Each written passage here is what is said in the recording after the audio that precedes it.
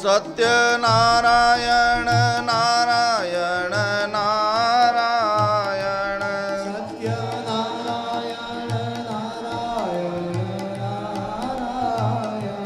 સત્યનારાયણ નારાયણ નારાયણ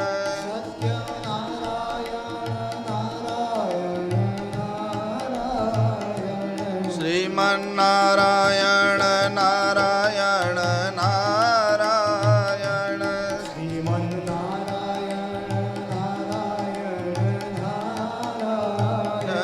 શ્રીમન્નારાયણ નારાયણ નારાયણ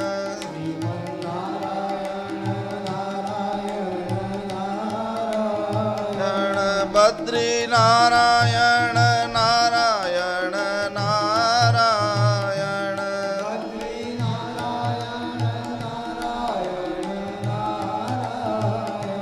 સરોવર નારાયણ નારાયણ નારાયણ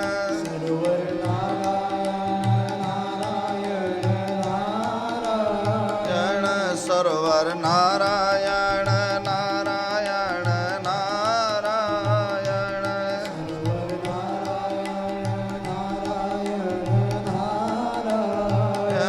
શ્રીમન્નારાયણ નારાયણ નારાયણ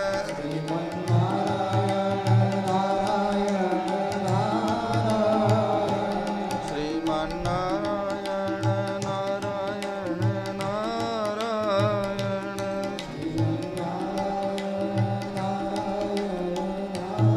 નારાયણ કૃષ્ણ કનૈયા લાલ કી સુખદેવજી મહારાજ કી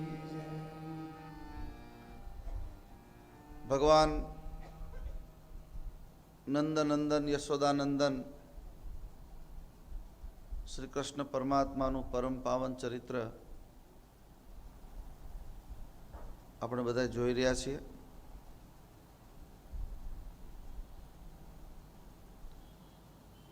આખા વ્રજને 11 વર્ષને 52 દિવસ સુધી ઘેલું લગાડ્યું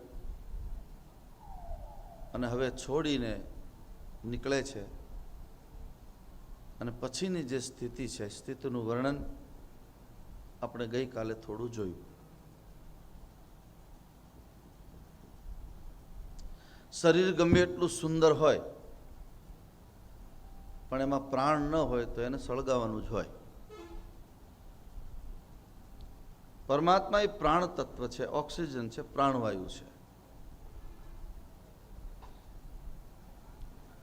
જેને જેને પરમની અનુભૂતિ થઈ છે એને આ એક ખાસ અનુભૂતિ થઈ છે કે કોના આધારે બધું ચાલી રહ્યું છે. જીવ બહુ નાનો એવો છે, સૂક્ષ્માતિ સૂક્ષ્મ, કિંમત એની છે. એટલું જો સમજાઈ જાય તો શરણાગતિનો ઘાટ આપણને પાક્કો થઈ જાય. જબ સબ વિષય બિલાસ બિરાગા, તુલસીના શબ્દોમાં તમામ વિષયો ઉપરથી આપણને ઓટોમેટિક અંદરથી વૈરાગ્ય આવી જાય. તત્વ જ્યારે સમજાય કે મારી અંદર હું બોલું છું એ બીજો છે, સાંભળું છું એ કોઈ બીજો છે, આજ્ઞા કરું છું બીજો છે, અનુભૂતિ કરું છું બીજો છે. આ બધી અહેસાસ અત્યારે વ્રજવાસીઓ કરી રહ્યા છે. અમે તો એમ માનતા હતા કે કાકાનો દીકરો, મામાનો દીકરો, મારા ફોઈનો દીકરો છે, નંદબાબાનો દીકરો છે, યશોદાનો દીકરો છે, માનતા હતા. પણ અમારી બધી જ માન્યતાઓ પૂરી થઈ ગઈ. આ તો જગતનો જગદીશ્વર છે.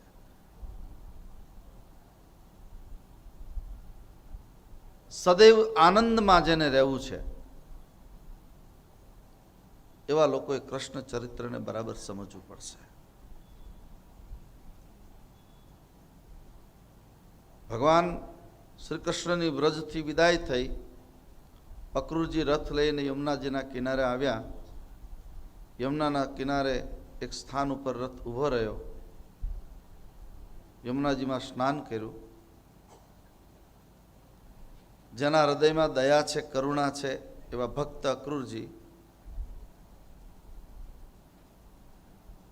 ભક્તિરૂપી યમુનામાં ડૂબકી મારે છે.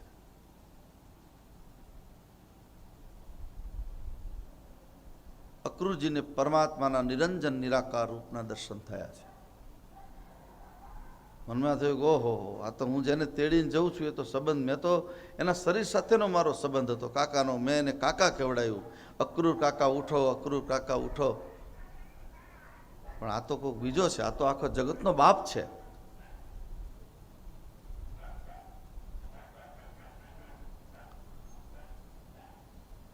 તમારા મારા જીવન રથમાં એકવાર હરી બેસશે. આ પંચભૌતિક શરીર એ રથ છે. રામચરિત માનસમાં યુદ્ધકાંડમાં, લંકાકાંડમાં રામ રાવણનું જ્યારે યુદ્ધ થાય છે, પછી રામ અંતિમ દિવસ છે યુદ્ધનો, આજે રાવણ આવે છે સજધજ થઈને, અને વિભીષણજીના મનમાં મોહ ઉત્પન્ન થયો અંતિમ દિવસે. આમ કમ્પેરિઝન કરીએ ને આપણે બે ગ્રંથની, તો મહાભારતના પહેલા દિવસે મોહ થાય છે અર્જુનને. पहला तो आज्ञा करता करी दी थी कि दोनों सेनाओं के बीच में जाके मेरा रथ खड़ा कर दो, मुझे देखना है या कौन पराया है कौन अपना है. जैसे जैसे अर्जुन बोलते हैं वैसे वैसे कृष्ण रथ चलाते हैं. दोनों सेनाओं के बीच में जाकर जब रथ खड़ा कर दिया तब अर्जुन ढीला हो गया, मैं युद्ध नहीं करूंगा. एक हस्तिनापुर तो क्या, लेकिन पूरे विश्व का राज्य मुझे मिल जाए, मैं युद्ध करने वाला नहीं हूं. હવે સમજો બરાબર. ભગવાન કૃષ્ણ એને ઈશારો કરે છે, તું શું બોલે છે, તને ખબર છે કે હા મહારાજ, આમાં તો મારો ભાઈ છે, ભત્રીજા, કાકા, દાદા, ગુરુ, ગુરુપુત્ર, હસ્તિનાપુરના રાજ્ય માટે આને મારી નાખું. લોહીની નદીઓ જતી હતી, આમાં ભગવાનને 18 દિવસની કથા કરી અને કીધું કે તું જેને કુરુક્ષેત્રનું મેદાન માને છે ને અર્જુન, આ બધા મારા 32 દાંતની એક દાઢમાં રમી રહ્યા છે, તું તારો ધર્મ નિભાવ. છેલ્લે બોલે છે નષ્ટો મોહા સ્મૃતિ લબ્ધા, મારો મોહ નાશ પામ્યો છે. મોહ ક્યારે નાશ પામશે? સત્સંગ કરશો ત્યારે, સદગુરુની પાસે બેસો ત્યારે, સદગુરુના એક એક વાક્ય ઉપર જ્યારે સોચો ત્યારે ઓટોમેટિક તમારા મોહના ચૂરા, અને ગુરુ એને જ કહેવાય, એવા ગુરુ પાસે જ બેસવું જે તમારા મોહના ચૂરે ચૂરા કરી નાખે. મોહ નહીં ભાંગે તો પછી ચક્કર 84ના ફરવાનું બંધ નહીં થાય. અને અહીંયા રામાયણની અંદર રાવણને રથમાં જોયો, સોનાનો આખો રથ છે, શસ્ત્ર સરંજામ બધું સાથે છે, અને ઢીલો થઈ ગયો. મહારાજ ના થન રથ નહીં તન પદ ત્રાના, કે બીધી જીત વીર બલવાના. આ કેમ જીતાશે? તમારા પગમાં પહેરવા પગરખા પણ નથી.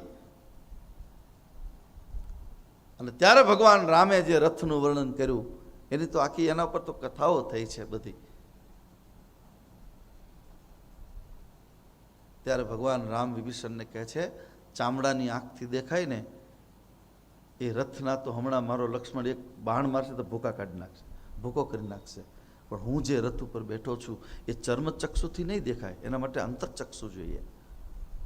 અને પછી આખું વર્ણન, સૌરજ ધીરજ તેહિરથ ચાકા સત્યશીલ દ્રઢ, એની આપણે ઘણીવાર વાતો કરી છે એટલે એમાં મારે જવું નથી. અહીંયા અક્રૂરજીની પાસે આ સ્થિતિ થઈ છે. આપણા જીવનનો સારથી એકવાર હરિ બની જાય બસ. પણ એના માટે એક જ દીનતાથી એની પ્રાર્થના કરો. પ્રાર્થનાના શબ્દો જેટલા તીવ્ર બનશે અંદરથી, સમજો બરાબર, તમારી પ્રાર્થના જેટલી મજબૂત જેટલા વિશુદ્ધ હૃદયથી નાભીમાંથી નીકળશે શબ્દો એ જ એ સ્વીકારે. ચતુર્ભુજ દાદાનો આ સ્વભાવ છે.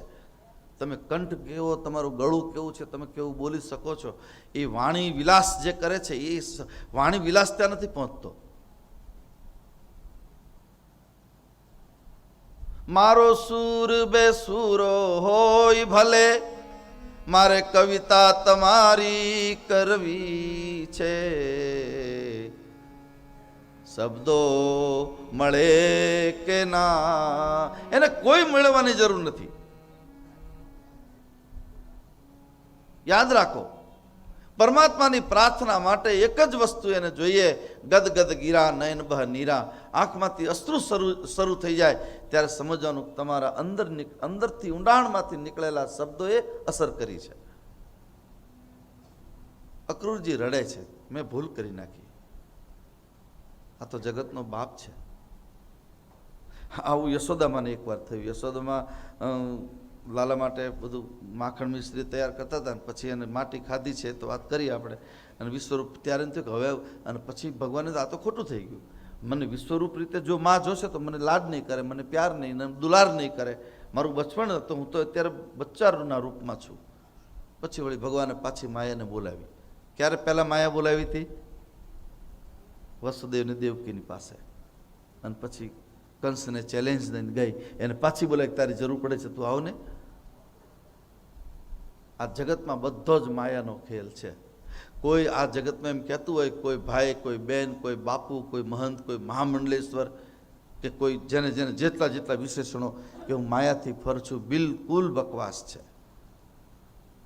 માયાથી પર નથી. માયાને છોડીને ભાગનારા જેટલા જેટલા અંતે એની ફજેતી થઈ છે. એને તમે કેમ ધુતકારી શકો?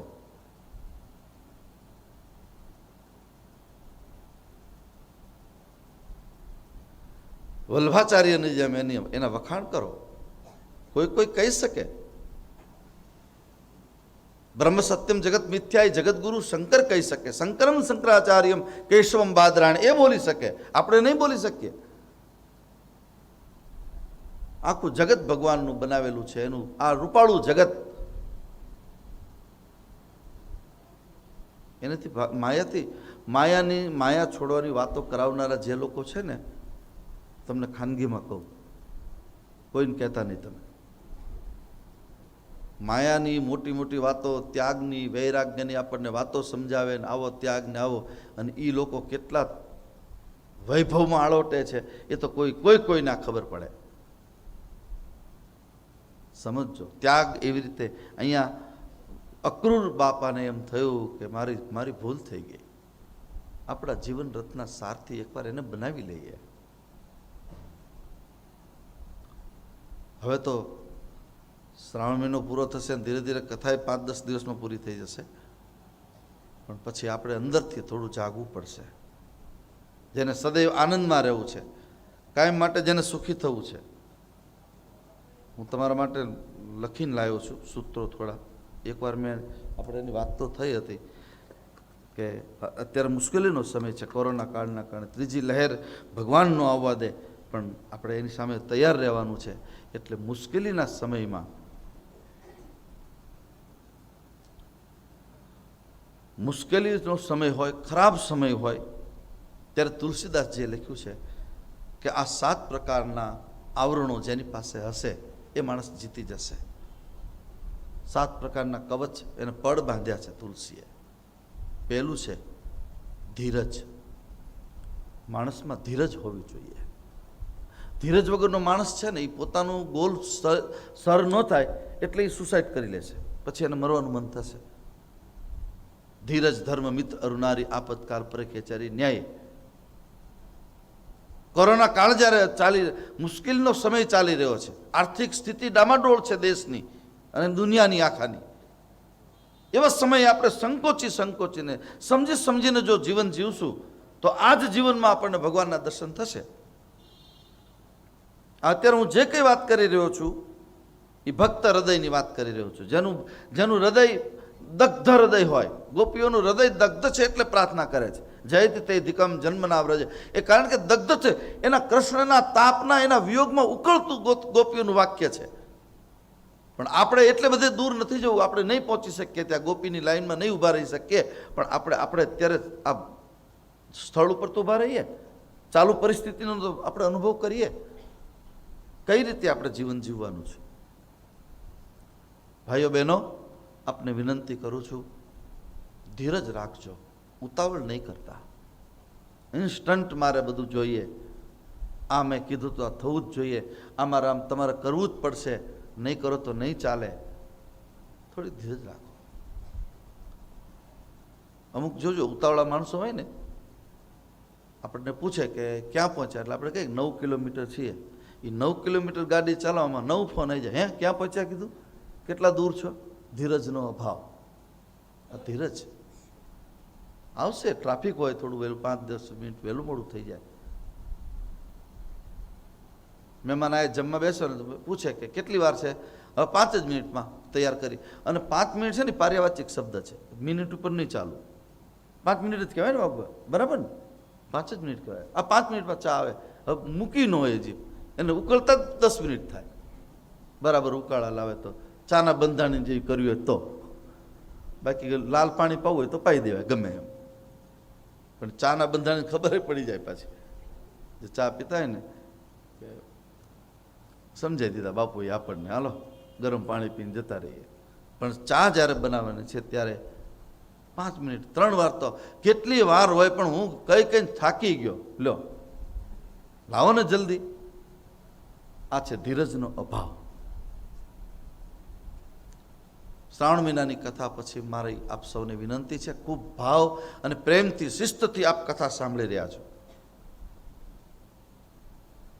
મોટા મંદિરનું આપણી મૂડી જ આ છે.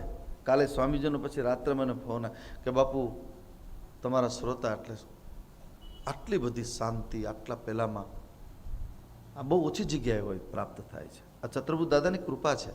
કારણ કે તમારા અંદર આ 100 વર્ષથી જે કથા સાંભળો છો, તમારું આખું પૂર્વજો, મારા પૂર્વજો એ બોલે છે ને તમારા સાંભળે, એનું આ પરિણામ છે. આ એક દિવસમાં નથી થતું, યાદ રાખો.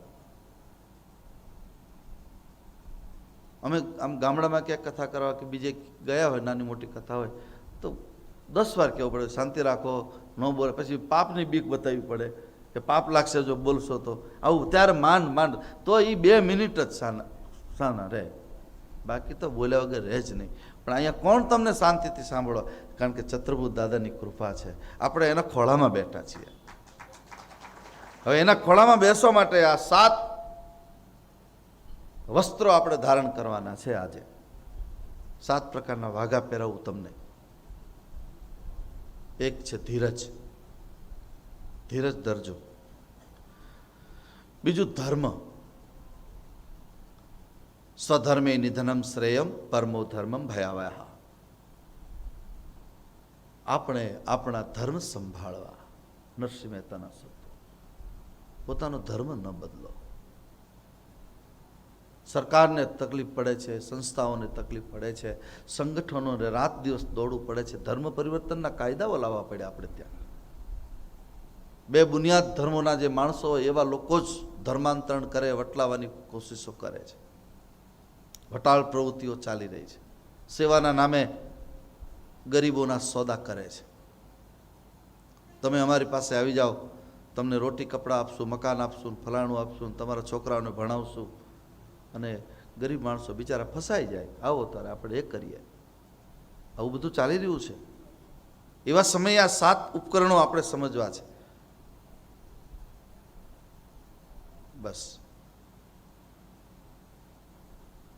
ત્રીજું છે વિવેક. માણસ વિવેક ન ચૂકે. તમારા ઘરમાં કંઈ નહીં હોય ને ખાવા, પણ તમારી વાણીમાં વિવેક હશે ને તો રાષ્ટ્રપતિ પણ આપણા ઘરે રાજી થઈને જશે. કેવલ વાણીનો વિવેક. અને વિવેક ક્યારે આવશે? મારો તુલસી કહે છે, બીનું સત્સંગ વિવેક ન હોય, રામ કૃપા બીનું સુલભ ન સોય.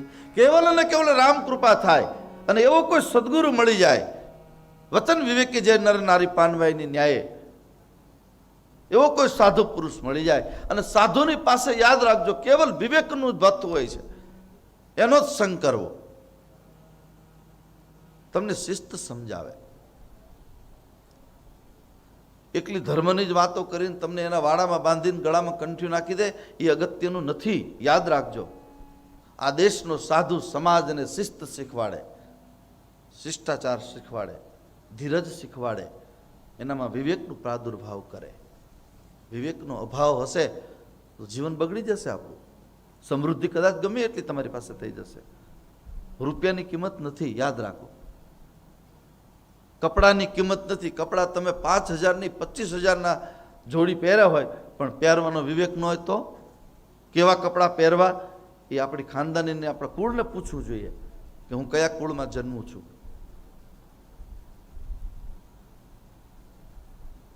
બને ત્યાં સુધી સાધુ તરીકે વિનંતી કરું છું આપને કે તમે ખૂબ આગળ વધો, ખૂબ તમારું જે કંઈ ફેશન કરો, અત્યારના સમયમાં જે ચાલે ચાલો, પણ પાશ્ચાત્ય સંસ્કૃતિનું અનુકરણ ન થાય એનું ધ્યાન રાખજો. ઓછામાં ઓછું અંગ પ્રદર્શન થાય એનું ખાસ ધ્યાન રાખજો. આપણા શરીરમાં તો હાથના પંજા, મોઢું, મહાભારત કહે છે, હું નથી બોલતો, મોઢું, મુખ દર્શન, હાથના અને પગના પંજા, આ 4 વસ્તુ જ ખુલ્લી રાખવાની શિસ્ત છે આપણા ભારતીય સંસ્કૃતિમાં. તમે જરા સોચો, અને અત્યારે કેવી રીતનું આપણું બધું થઈ રહ્યું છે.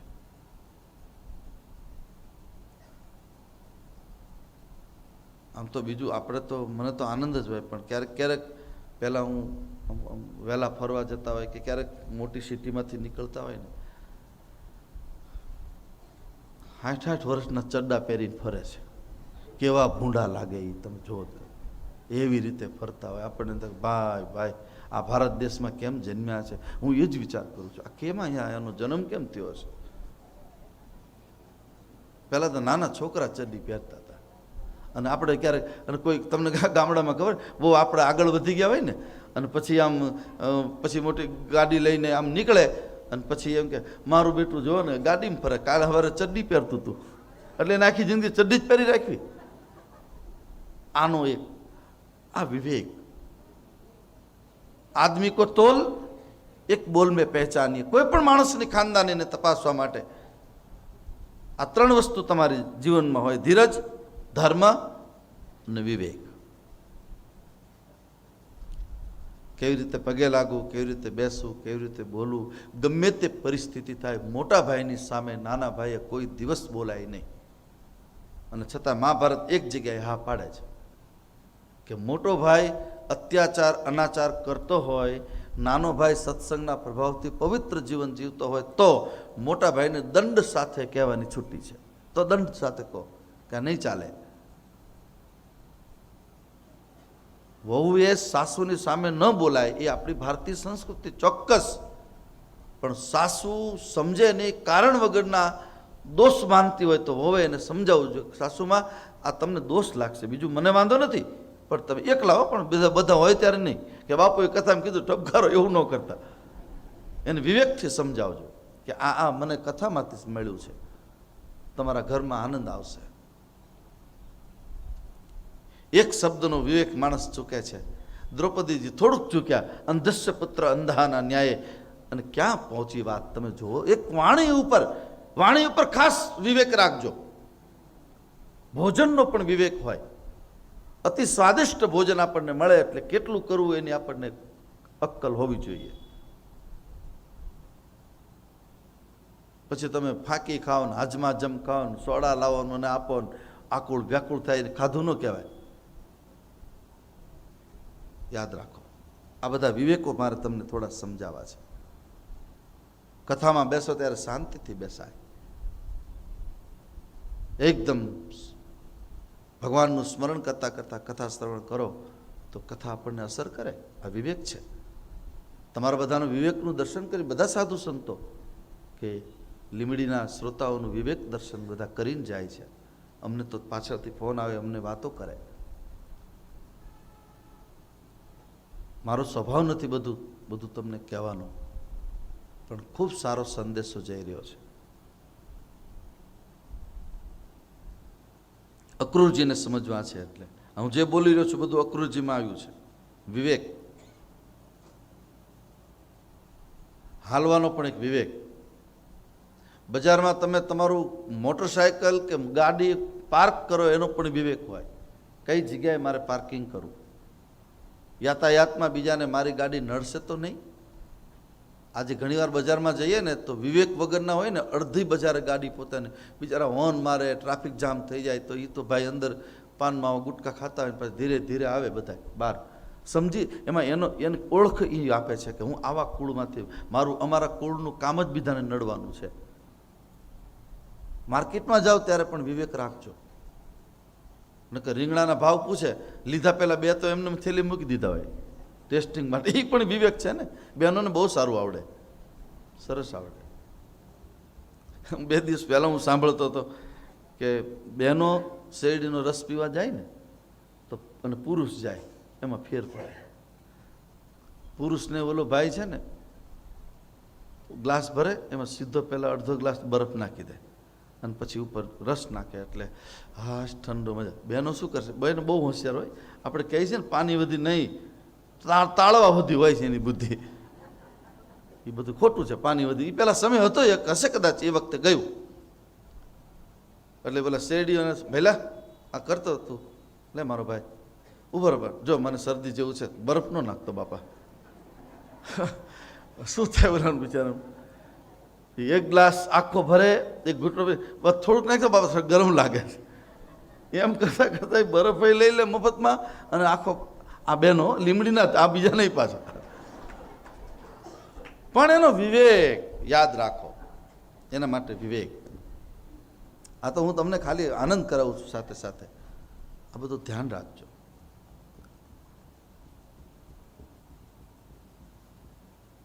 એક કાપડની દુકાન હતી નિલેશભાઈ જેવાની, અને ત્યાં બે બહેનો રોજ આવે, રોજ ભાવ પૂછે, સાડીઓ ઉતારે, આ લાય બધું જોડાવે, પછી લે નહીં, પછી જતા રહે. એટલે એકવાર એને પૂછ્યું કે હે બેન તમે 10 દિવસથી બધું ખોલાવો, તમે કેમ લેતા નથી? તો કે લઉં છું પણ તને ખબર નથી રહેતી. લઈ તો લઉં છું પણ તને ખબર નથી રહેતી. તો કે આ કેવી રીતે? તો કે તમારી બેનને કલર ન ગમે એટલે પાછો લેવા આવ્યો છું. કલર એ બદલાય, ચોરી ગયો કલર લઈ લીધો. વાહ, આ પાછા લીમડીમાં નહીં હો. એક વસ્તુ તમે ધ્યાન રાખજો, વિવેકને ઉલટાવો તો ચોરમાં પણ વિવેક નથી હોતો. ચોરમાં પણ વિવેક હોય ને તો જ ન પકડાતા હોય ને. ચોર આખું ઘર આપણું બેઠું હોય ને એમાંથી ચોરી કરીને લઈ જવી વસ્તુ એ વિવેક વગર ન થાય. પણ એનો એ ઊંધો વિવેક છે, એ નરકગામી વિવેક છે. એ વિવેક એને નરકમાં લઈ જશે. ધીરજ, ધર્મ, વિવેક અને સાહિત્ય, બને ત્યાં સુધી સાહિત્ય ઘરમાં વસાવો. પુસ્તકો ખૂબ વસાવો. રૂપિયાની મૂડી કદાચ વપરાઈ જશે, કોઈ છોકરા પાછળથી એવા થાય તો બધું પૂરું કરી નાખે. પણ જેના ઘરમાં સાહિત્ય હશે, આ પુસ્તકો બધા છપાવીએ. હમણાં આપણે ગોપાલભાઈ બારોટનું પુસ્તકનું વિમોચન કર્યું. આપણે અહીંયા સંપ્રદાયના કેટલા પુસ્તકો છપાય, કેટલા એ શું કામ કર્યા છે? વેપાર કે ધંધા માટે નહીં, તમારા ઘરમાં એ સાચી મૂડી ભેગી. અહીંયા કેટલા બહેનો પુસ્તકો, રામાયણો રોજ મારી પાસે સાઇન કરવા માટે આવે, આટલું લીધું આટલું લીધું. સાચી મૂડી એ છે.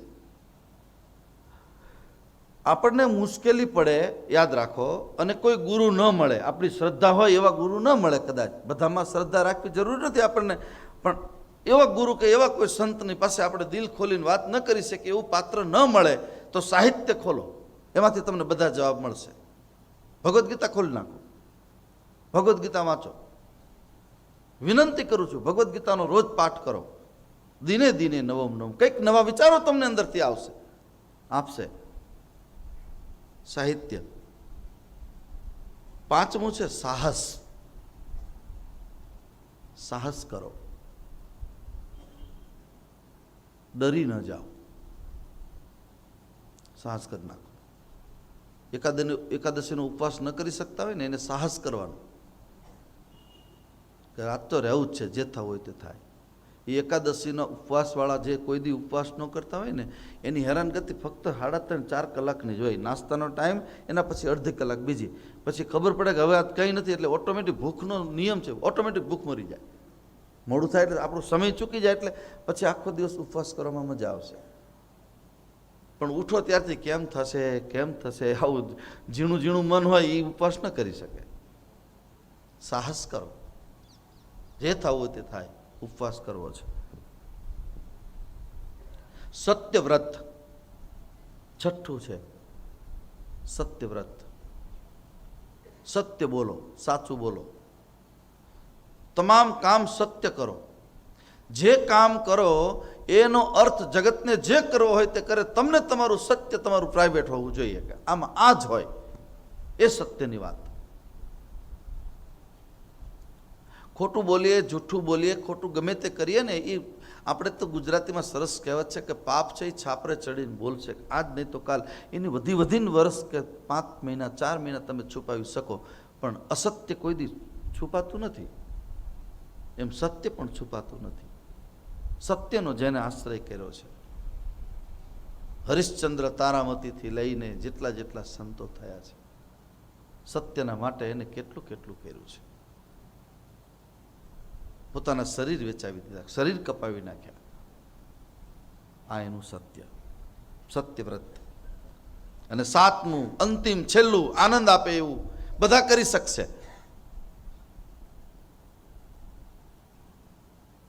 રામચરિત માનસ કહે છે આ વ્રત હું તમે બધા, આગળના તો કદાચ થોડાક આપણને અઘરા પણ પડે, કદાચ એના માટે કોશિશ કરવી પડે, પણ આ સાતમું જે વ્રત છે, રામ ભરોસો, પાક્કો ભરોસો એના હૃદયમાં હોય, આનંદ આવશે.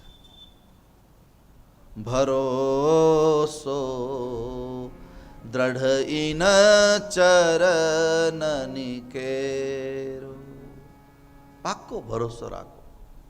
રામ ભરોસો જ્યારે તમારો પાકશે પછી તમારે કંઈ કરવું નહીં પડે. આખી કથાનું આ ફળ છે, આખા જીવનનું આ ફળ છે. જીવનનું નહીં, આખી જિંદગાનીનું નહીં, અનંત જન્મોનું આ ફળ છે. ભગવાનના રામ નામમાં આપણને ભરોસો, નામનો આશ્રય જેને જેને કર્યો છે આ જગતમાં એનો ડંકો વાગ્યો છે. નામ આશ્રય, રામ ભરોસો. પછી એને રામ કૃપાએ ને રોજ દિવાળી રંગના ટાણા રે, રામ કૃપાએ ને રોજ દિવાળી રંગના ટાણા રે, કામ કરશે એની કોઠીએ કોઈ દી નહીં ખૂટશે દાણા રે, મોજ મારેવું મોજ મારેવું મોજ મારેવું રે, અગમ અગોચર અલખ ધણીની ખોજ મારેવું. રામ કૃપા એને રોજ દિવાળી, પાક્કો ભરોસો એકવાર ભગવાનનો બની જાય. જગતનો ભરોસો નહીં કરવો, યાદ રાખો આ જગત ભરોસા લાયક નથી. વિશ્વાસને લાયક કોઈ હોય તો એક જ હરિ. હે હરિ, હે પરમાત્મા, જેને તમે માનતા હોય. મારે તમને કોઈ જગ્યાએ બાંધવા નથી. ઠાકોરજીનો પાક્કો ભરોસો રાખો. દુનિયાનો શું ભરોસો રખાય? દુનિયાનો ભરોસો કરાય? આ તો તમારી સાથે બધું સારું સારું હોય ત્યાં સુધી તમારી વાહ વાહ કરે ને વાતો સારી, અને પછી તમારા પડછાઈને ખોદી નાખે, એવું આ જગત છે. ભરોસો, જગત ભરોસાને પાત્ર નથી. એટલે આપણા સંતો કહેતા ગયા કે જગતમાં નહીં ફસાવું, ફસાવાની જો ઈચ્છા થાય તો જગદીશ્વરમાં ફસાવ. આ સાત ઉપકરણો આપણા જીવનના ઘરેણા બની જશે. ધીરજ, ધર્મ, વિવેક, સાહિત્ય, સાહસ, સત્યવ્રત અને રામ ભરોસો. આ સાત ઉપકરણોને જ્યારે આપણે ધારણ કરશું ત્યારે જીવન જીવવાનો એક આનંદ આવશે. જેને પોતાના ઘરમાં આવી શાંતિ સ્થાપવી છે એવા લોકો માટેની આજની કથા છે. કાયમ માટે જેને આનંદ કરવો છે, આનંદ થઈ શકતો નથી. રૂપિયાવાળા હોય ને એના ઘરમાં કજ્જા કંકાસ ઝાઝા હોય, કારણ કે વૈમનસ્ય બહુ હોય, મન બધાના સાંકડા હોય, તારું મારું હોય, એક જ પરિવારમાં રહેતા હોય પણ બધાના મન જુદા હોય, શરીર બધાના એક બિલ્ડિંગમાં રહેતા હોય, બંગલો ચોક્કસ એક હોય. મેં એવા કેટલાય જ, હું તો આખા જગતમાં ફરું છું એટલે મને ખબર છે, પણ અંદરથી બધા જુદા. એટલે મને કાગબાપુ યાદ આવે કે બોલો તમે બંગલા બોલો, હૈયા કેરી હાટડી ખોલો. અને જ્યારે હાટડી ખોલે ત્યારે બંગલો કહે છે કે હું 1 કરોડ રૂપિયાનો બંગલો છું, પણ અંદર રહેનારા માણસોના જીવન જોવા જેવા નથી. રાગ, દ્વેષ, ઈર્ષા, તારું મારું, આ બધા જ આવરણો આપણને રામ ભક્તિથી બાધક બનાવશે. એ સબ રામ ભક્તિ કે બાધક, રામ ભક્તિના બાધકો છે. કથા સાંભળ્યા પછી તમારા જીવનમાં કંઈક પરિવર્તન લાવો. આપણે આપણા ઘરને નંદનવન બનાવવું હોય, આપણે આપણા ઘરને રામ રાજ્ય લાવવું હોય, આપણે આપણા ઘરને સમૃદ્ધ ઘર બનાવવું હોય તો સંપત્તિની જરૂર નથી, રૂપિયાની જરૂર નથી. રૂપિયા તો ગમે એની પાસે હોય છે, ગમે તે રીતે આવી જતા હોય છે, પણ તમે પ્રેમ કેટલો કરી શકો છો એકબીજાને, અગત્યનું એ છે. તમે તમારા પરિવારમાં જેને ભગવાનની કથા સાંભળતા સાંભળતા આનંદ પ્રાપ્ત કરવો છે. અક્રૂરજીની ભગવાનનું જ્યારે દર્શન કરે છે પછી અક્રૂરજી પસ્તાય છે કે મેં દૈહિક અને માયિક સંબંધો બાંધ્યા, પણ આ તો દેહથી પર છે. એટલે હું આપને કયા કરું છું, આપણને પ્રાણી માત્રમાં ભગવાન દેખાય. આટલું જો સમજી લઈએ આનંદ બહુ આવશે. ભગવાનના ચરણમાં અક્રૂરજી પડ્યા છે. રથ લઈને પહોંચ્યા મથુરાના જાપે. નંદ આદિ ગોવાળિયાઓ ક્યારના બળદગાડા લઈને પહોંચી ગયા. અક્રૂરજી આવ્યા. નંદજીએ પૂછ્યું, આટલી બધી વાર કેમ લાગી? અરે ત્યાં તો ગયો, પણ બસ લોકોનો પ્રેમ એટલો બધો. અક્રૂરજીને સમજાવીને વિદાય કર્યા. અક્રૂર રથ લઈને કંસને સોંપે છે. લ્યો, લઈ આવ્યો છું. કંસ ખીજાયો છે રથ ખાલી જોઈને. તમે લાયા નહીં છોકરાઓને? રથ કેમ ખાલી છે? બોલે સોનાનો રથ છે, તું સંભાળી લે પહેલા. અને આ બે છોકરાઓ બધા છે ને માલધારીના છોકરાઓ છે, ઘી દૂધ ખાધેલા છે, તોફાન કરે છે, અનકન્ટ્રોલ છે, એટલે એને બગીચામાં ઉતારીને આવ્યો છું.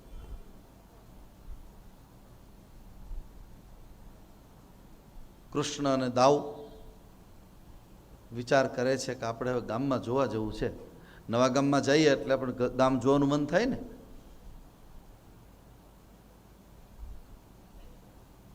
રામાયણની અંદર જનકજીની પુષ્પ વાટિકામાં ઉતારો એને રામ વિશ્વામિત્રને રામ લક્ષ્મણને આપે છે. એ વખતે રામ વિશ્વામિત્રજીને કહે છે કે લક્ષ્મણની નગર જોવાની ઈચ્છા છે, એને લઈ જવું? અને હા પાડે છે કે લઈ જાઓ. એક પણ સવાલ પૂછ્યો નથી. કોને? વિશ્વામિત્ર બાપજી. લઈ જાઓ. કારણ કે રામ એ મર્યાદા પુરુષોત્તમ છે, કૃષ્ણ પૂર્ણ પુરુષોત્તમ છે. એક પણ પ્રશ્ન, એક પણ સવાલ નથી કર્યો. અને નંદ બાબાને કીધું કે બલદાઓએ ભેગા બેસીને કે નગર જોવા જવું છે, કે ન જવાય, છાનામાના બેસ જાઓ, તમે તોફાની છો, ક્યાંય હરખા રહેતા નથી, આ કંસ મામાનું ગામ છે તમારે. અરે બાબા નહીં તોફાન કરીએ, જવા દો ને. બોલે નહીં, હું ના પાડું છું. પછી બહુ જીદ કરીને એટલે કીધું કે તો જાઓ, પણ સાંભળો. પછી જવાનું કીધું એટલે પછી રેડ લાઇટો કરે ને બધી, એટલે ઊભા રહો, હું તમને સમજાવું. સીધા જવાનું. એટલે કૃષ્ણ ભગવાને પૂછ્યું, હે બાબા સીધા જો વચ્ચે આડી દિવાલ આવે તો કે પ્રોગ્રામ બંધ જ રાખો, તું સરખો નહીં રહે. પછી કોઈની સાથે બગાડવાનું નહીં, બોલવાનું નહીં. પણ કે કોઈ આપણી સાથે સામેથી બોલવા આવે તો. અને પછી નીકળે છે. આખા વૃંદાવન વિહારીની જય જયકાર થાય છે મથુરામાં. ટોળીઓ આખી નીકળી છે રાજમાર્ગ ઉપર. ભગવાન બધા સખાઓને સાથે લઈને મથુરામાં પ્રવેશ કરે છે. મોટા મોટા ચોરા, ઊંચા ઊંચા મકાનો, કુબેર ભંડારી જેવા વેપારીઓ વેપાર કરે. કામદેવ અને રતિના જોડલા ફરતા હોય એમ નરનારીઓ આખા ગામમાં ઘૂમે છે. અતિશય આનંદ થયો છે. ગ્વાલ બાળકોને બહુ આનંદ થયો છે. ભગવાને વિચારે કર્યો કે લાવો હવે કંઈક લીલા કરું. એક ધોબીની સરસ દુકાન હતી મોટી. ત્યાં જઈને કીધું, કેટલા કપડાં છે તારી પાસે? ધોબી કે પણ તમે ગામડાના છોકરા લાગ્યા ને માલધારીને, કે હશે આ.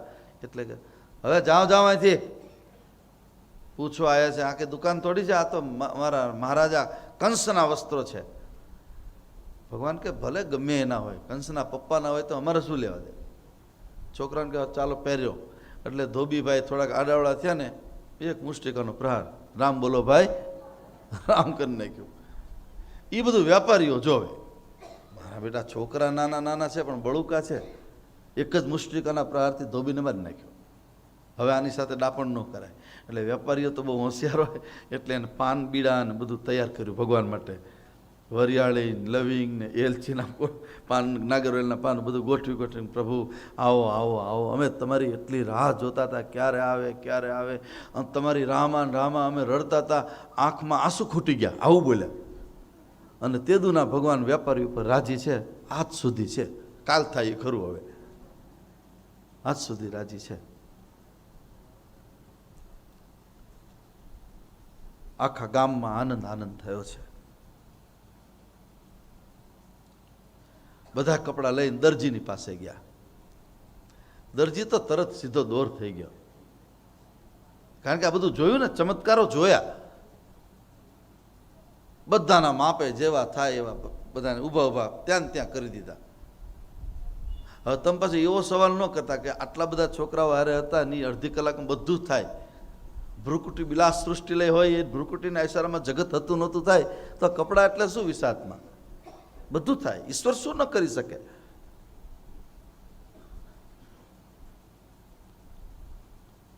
આખી ટોળી ભગવાનના દર્શન દેવા માટે ગામમાં ફરે છે. સુદામા માળી ઉપર ભગવાને કૃપા કરી છે અને કુબજા હવે રસ્તામાં આવે છે.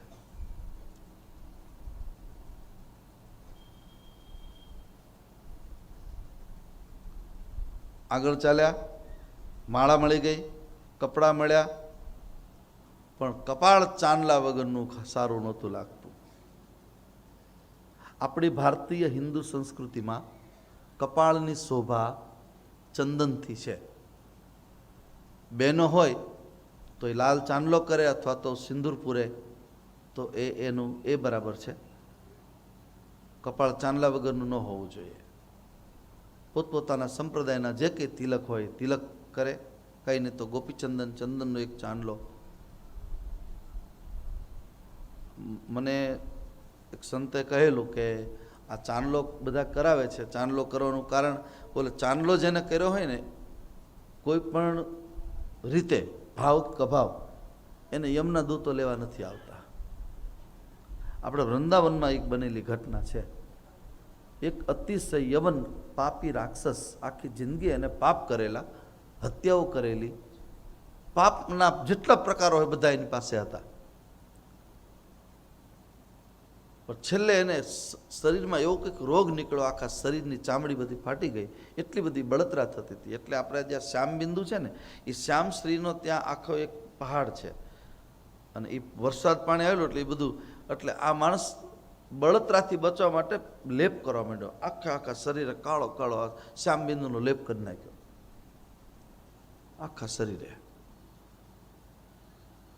ઠંડક લાગી થોડી અને મૃત્યુ નજીક આવ્યું. યમના દૂતો એને લેવા આવ્યા. આ બાજુથી વિષ્ણુ ભગવાનના પાર્ષદો લેવા આવ્યા છે. પાર્ષદ આવે છે એટલે કે આને અમારે લઈ જવાનો છે. આ ચાંદલાનું મહત્વ સમજજો. પણ કે ભાઈ આને આખી જિંદગી સારા કામ કર્યા નથી, ખરાબ કામ કર્યા છે, આને અમારે બોલે નહીં, એને શ્યામ બિંદુ લગાડ્યું છે. પણ એ શ્યામ બિંદુની રીતે કંઈ આ નિંબારકી નથી કે એના ધર્મનો ચાંદલો કર્યો. બોલે ધર્મનો કે કર્મનો અમને ખબર નથી. આ શ્યામ બિંદુ એટલે કે જેના કપાળમાં ભગવાનનું તિલક હોય એના બધા પાપ બળીને ભસ્મ થઈ જાય છે. આ મહત્વ છે આપણે ત્યાં. આ બધી બનેલી ઘટનાઓ છે. કુબજા 8 અંગે વાંકી હતી પણ જ્યાં ભગવાનના શરણે થઈ ત્યાં સીધી થઈ ગઈ. આ શું બતાવે છે? કુબજા એ બુદ્ધિ છે. બુદ્ધિમાં આમ તો બધી સુંદર જ હોય. કુબડી ક્યારે થાય? એનો 3 દોષ આવે એટલે કુબડી થઈ. આધ્યાત્મિક રીતે 8 અંગ એના વાંકા હતા. એ પછી કામ, ક્રોધ અને લોભ, આ 3 દોષ જ્યાં સુધી છે ત્યાં સુધી કુબજા એટલે કે બુદ્ધિ કુબડી છે. જેની બુદ્ધિમાં કામ છે, જેની બુદ્ધિમાં ક્રોધ છે અને જેની બુદ્ધિમાં લોભ, આ 3 શત્રુ. એટલે ભગવાનના ધામમાં, ભગવાનના નામમાં એને રસ પડશે કે જેની બુદ્ધિ સિદ્ધિ થઈ ગઈ હોય.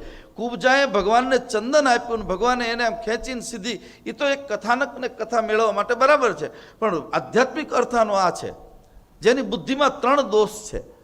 એ 3 દોષમાંથી મુક્ત થશે એને ભગવાનના દૈદીપ્ય સ્વરૂપના દર્શન થશે. અને આ સત્સંગથી થાય. સત્સંગ કરશો એટલે બુદ્ધિ સુધરશે. ભગવાને બધાનો સ્વીકાર કર્યો છે. ધીરે ધીરે હવે ભગવાન ધનુષ્ય યજ્ઞ તરફ આગળ વધ્યા છે. ધનુષ્યનું યજ્ઞ જ્યાં રાખવામાં હતા સ્થળે કૃષ્ણ અને ગોવાળિયાઓ ગયા યજ્ઞના 4 દિવસ પૂરા થયા, આજે 5મો દિવસ છે. આજનો દિવસ નિર્વિઘ્ને પૂરો થાય તો કંસને આંચ આવે નહીં. ધનુષ્યની રક્ષામાં હતા, સૌને મારી અને ભગવાને ભગાડી દીધા છે. ધનુષ્ય ઉપડ્યું, ધનુષ્યનો ભંગ કર્યો, સખાઓની સાથે બહાર નીકળી ગયા. ભાગીને આવેલા કંસના સૈનિકોએ કંસને સમાચાર આપ્યા, ધનુષ્ય તૂટી ગયું છે. કંસ ભયભીત થયો, ધનુષ્ય તૂટી ગયું કે હા. થોડી વાર તો ડરી ગયો, ખલાસ, હવે મારું મૃત્યુ નજીક છે.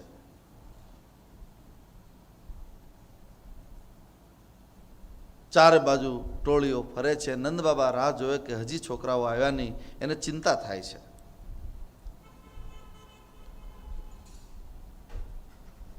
સૌએ આવી લાઈનમાં ઊભા રહ્યા, મોઢું ઊંચું કરીને ઊભા છે. નંદ બાબાએ પહેલા તો જોયું કે કપડાં પહેરીને ગયા નહોતા, આ કપડાં આપણા ગામના નથી, આ ક્યાંથી લાયા? આ પહેલો સવાલ.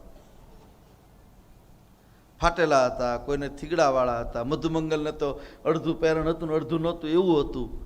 આ તો રાજાના કુંવર જેવા બનીને આવ્યા.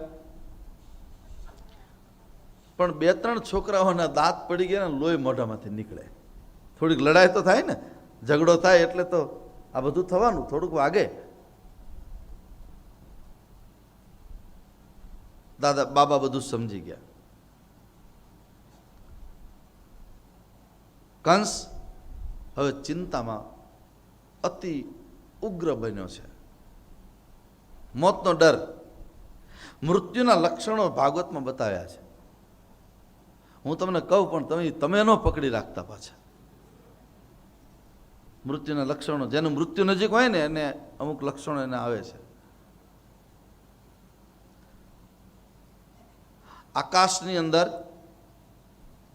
વશિષ્ઠના તારાની પાસે એક નાનકડો તારો છે, અરુધંતીનો તારો. 7 ઋષિઓમાં, સમજો બરાબર, વશિષ્ઠ પત્ની અરુંધંતીને જ આ સભામાં બેસવાનો અધિકાર મળ્યો છે. અરુંધંતીનો તારો જો ન દેખાય તો સમજવાનું કે મૃત્યુ નજીક છે.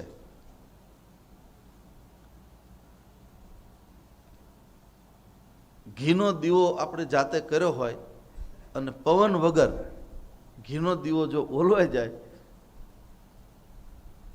તો સમજી લેવાનું કે હવે રામ રામ, હાથમાં માળા લઈ લો. બીજા ઘણા લક્ષણો મારે કહેવા તો નથી જ, વળી તમે પછી વ્યામમાં પડશો, અને વ્યામમાં પાડું મારું કામ નથી. મારું કામ તો છે વ્યામમાંથી બહાર નીકળી જાઓ.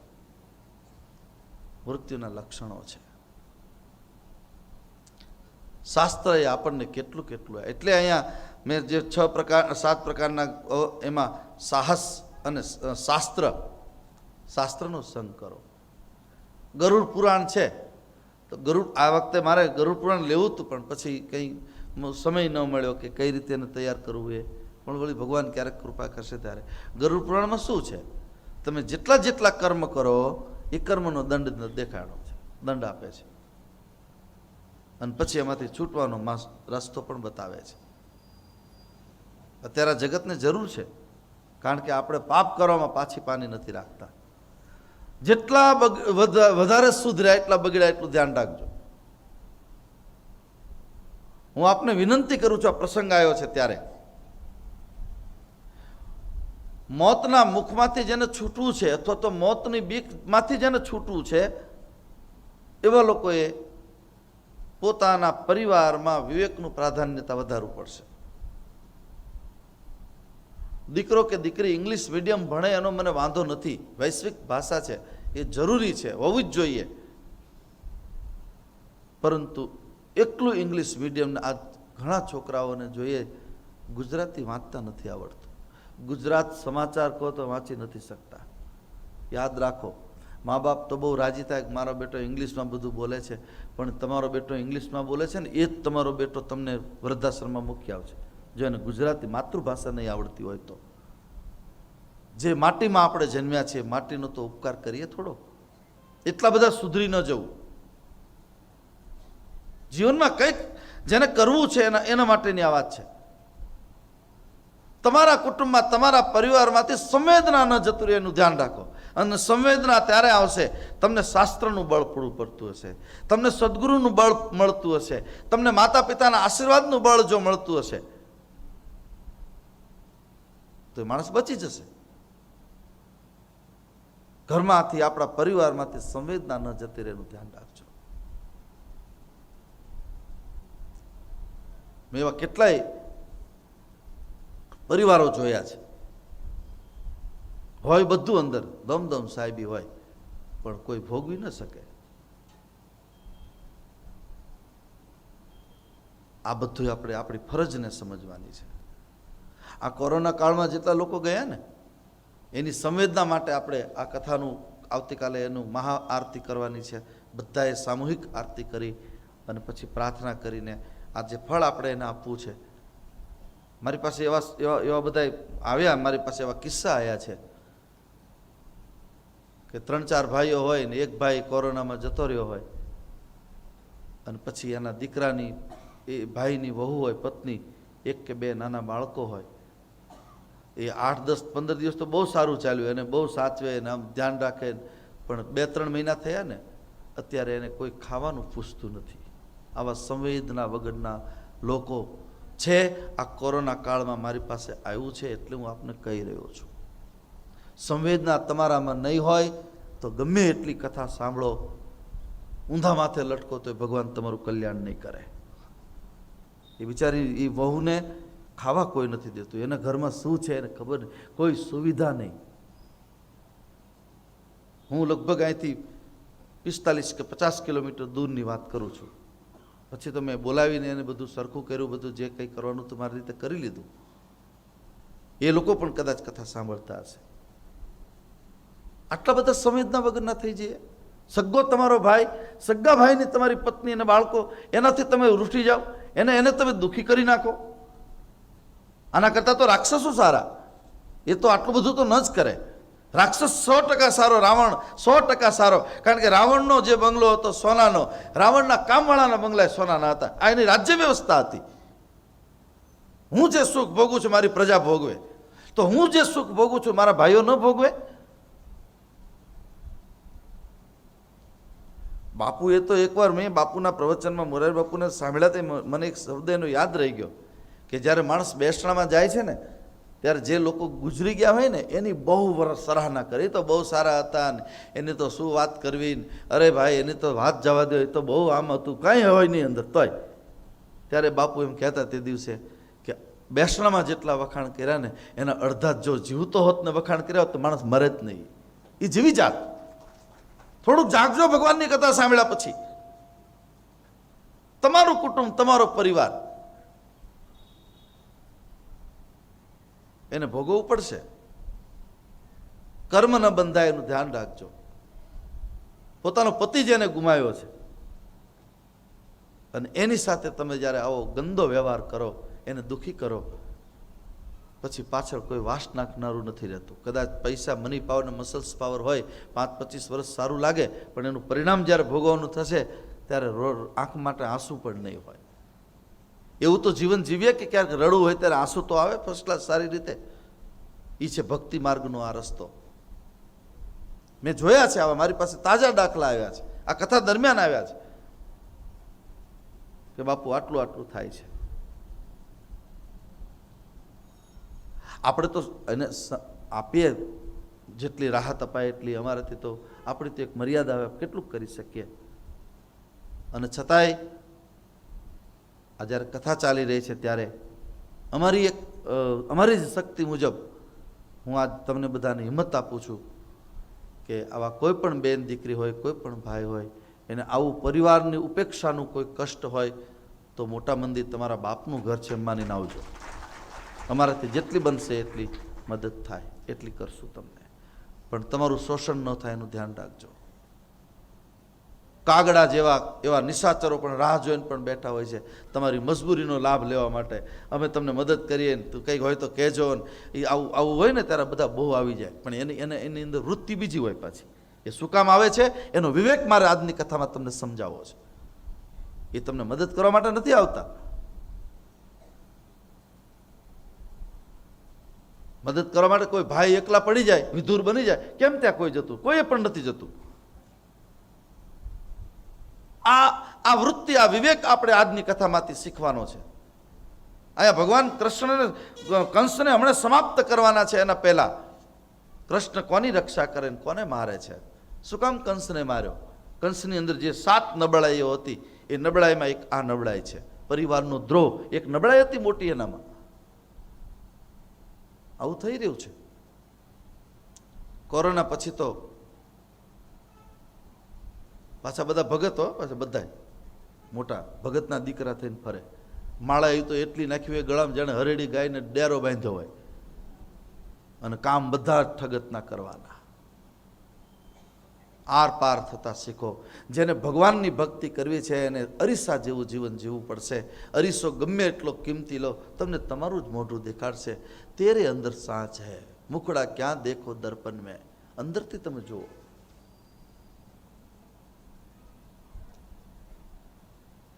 જરા સોચો. અમારા તો મગજમાં જ બેસતું નથી. મને ઘણા લોકો સલાહ આપે છે કે આટલું આટલું બાપુ આપણે કરીએ છીએ તો ફોટા પડાવીએ, આમ કરીએ તેમ કરીએ, કે નહીં. મને અંદર હૃદયથી નથી ગમતું. આપણે તો ચતુર્ભુજ દાદાના ચાકર છીએ, એના નોકર છીએ, એના ચોકીદાર છીએ, અને જેટલું કરો એટલું એને રાજી રાખવાના. જગતને રાજી રાખીને લેવું છે શું? સાધુ સંતોને શું લેવું છે? હા, એને જેને મદદ કરવાના નામે ધંધા કરવા એને બધું કરવું પડે, એને નેટવર્કો ગોઠવવા પડે બધા. અમારે કોઈ દી નેટવર્ક ગોઠવવું જ નથી. એટલે હું કહી રહ્યો છું તમને કે કામ એવું કરો કે જેમાં ભગવાન રાજી થાય. અને ભગવાનને રાજી રાખવાના કામ જ્યારે તમે કરશો ત્યારે તમારી સામે પડકારો આવશે. ભાઈઓ બહેનો બધાની માટે તમે જ્યારે શ્રેષ્ઠ અને પવિત્ર જીવન જીવવાની કોશિશ કરશો એટલે પડકારો આવવાના જ. પણ એનાથી ડરવાનું નથી.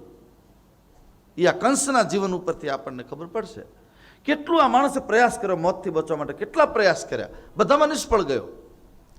જેટલા રમકડા એને ભાણાને મારવા માટે મોકલ્યા હતા એ બધા જ રમકડાને ભાણાએ તોડી નાખ્યા. આ કે જેવો તેવો ભાણો છે દુનિયાનો બાપ છે આ. એની પાસે બુદ્ધિ ચતુરાઈ ન ચાલે. ઠાકોરજીની પાસે બુદ્ધિ ચતુરાઈ નહીં વાપરો. બુદ્ધિ ચતુરાઈ જગત પાસે વાપરવી હોય તો વાપરો. થોડાક સંવેદના વાળા થજો. કોરોના કાળમાં 2 નંબરના ધંધા કરનારા રૂપિયા એટલા કમાણા છે. 5-5, 3-3 હજારના ઇન્જેક્શનના 25-25 હજાર રૂપિયા. ઓક્સિજનના બાટલા હું પોતે જ 2 નંબરમાં કેટલા લાયા. 2 નંબર જ કહેવાય ને, જેની કિંમત 6,000 એના 12-12 હજાર રૂપિયા અમે આપ્યા કે આપણે માણસને બચાવવા છે. યાદ રાખજો, મુશ્કેલીના સમયમાં એક બિસ્કિટનું પડીકું પૂર આવ્યું હોય તો હોટલોમાં બહાર 10 રૂપિયાનું ગ્લુકોઝનું બિસ્કિટ હોય 50-50 રૂપિયામાં. અફઘાનિસ્તાનમાં અત્યારે 3,000 રૂપિયાની પાણીની બોટલ. આ બધા રાક્ષસોને શિંગડા ન હોય, યાદ રાખો. નર રાક્ષસો બધા. કોઈની મજબૂરીનો તમે લાભ લઈ લો. કથા સાંભળ્યા પછી સોચજો. આજે હું બોલી રહ્યો છું બધું કંસનું જીવન ચરિત્ર બોલી રહ્યો છું. લોકો દુઃખી હોય, ખાવા ન હોય, ઘરમાં 1-1, 2-2, 3-3 મૃત્યુ થઈ ગયા હોય, અને એવો માણસ દવા લેવા આવે ત્યારે તમે એને 50-50 હજાર, લાખ, 2-2 લાખ રૂપિયા, 5-5 લાખ રૂપિયા સુધી ચૂકવાના છે. તમે બધા જાણો છો, પણ મારા વ્યાસપીઠ ઉપરથી કહેવું છે, આખું જગત સાંભળી રહ્યું છે. ત્યારે જેટલા લોકોએ આ કર્યું છે, હું તો કદાચ કોઈ સાંભળતા તો આવું સાંભળે જ નહીં આવું કરનારા, કારણ કે સાંભળે તો બધું. પેલા કવિરાજની વાત આવે છે ને, અમારે નારાયણદાન સુરુ એક નાનપણમાં ત્યાં બેઠો તો બાપલ બાપુ પાસે બેસતો પહેલાં, અને એ આવતા ત્યારે એની આ વાર્તા મને કહેતા, બધા વચ્ચે બોલતા હતા. મને યાદ આવ્યું છે આજે, એટલે કહું. ત્યાં કે કવિરાજના ઘરે એક દીકરી હતી નાની. પછી પહેલાં આપણે ત્યાં મહેમાનો આવે ત્યારે 5 રૂપિયા 2 રૂપિયા આપે ને, એટલે એક રામાયણનો ગુટકો પાઠ માટેનો, એટલે એ દીકરી રામાયણમાં 5ની 10ની નોટ મૂકે. એમાં એક દી એના બાપાએ કીધું કે બેટા તારે પોતાનો રૂમ છે, પોતાનો કબાટ છે, પર્સનલ છે તારું, એમાં મૂકને. ત્યારે દીકરીએ બહુ સરસ જવાબ આપ્યો. વાત તો નારાયણદાનજી તો એ તો મહાન કવિ, રામરસેન્દુ ચંદ્રિકા એને આખી છાપી સરસ રીતે. અને એને કીધું કે બાપુજી, રૂમમાં મૂકીશ તો રૂમ કોક તોડી નાખશે, કબાટમાં મૂકીશ તો ચોરને ખબર જ છે કે કબાટમાં પૈસા હોય તો લઈ જશે, પણ હું રામાયણમાં એટલા માટે મૂકું છું કે ચોર હશે ને એ રામાયણને અડશે નહીં. ચોર હોય એ રામાયણને અડે નહીં, અને જો રામાયણને અડે તો ચોરી કરશે નહીં. આ મારો પાક્કો ભરોસો. આ છે શાસ્ત્રનો મહિમા. સમજજો.